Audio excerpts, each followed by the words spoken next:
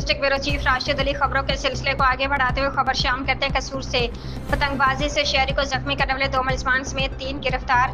अक़दाम कत्ल की दिफात में पुलिस की मदद में मुकदमा दर्ज। थाना बी डिवीजन कोट बलोचा के रहायशी 35 साला सुहेल असगर धाती डोर फिरने से जख्मी होने का वाक़या रिपोर्ट हुआ।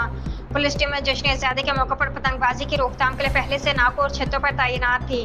पुलिस टीम ने चंद घंटों पर कातिल धाती डोर से पतंगबाजी करने वाले 2 मुलजमान समेत 3 को गिरफ्तार कर लिया। मुलजमान के कब्जे से शहरी को जख्मी करने वाले धाती डोर और पतंगे बरामद कर ली गई। तीनों मुलजमान के खिलाफ अक़दाम कत्ल की दफात के तहत पुलिस की मदद में मुकदमा दर्ज कर लिया गया।